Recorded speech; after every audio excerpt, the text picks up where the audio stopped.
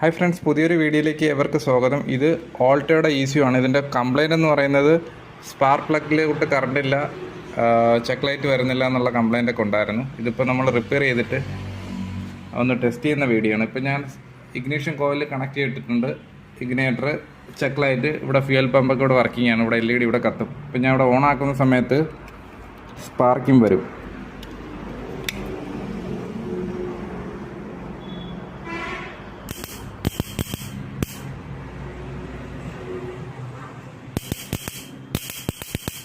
കണ്ടോ?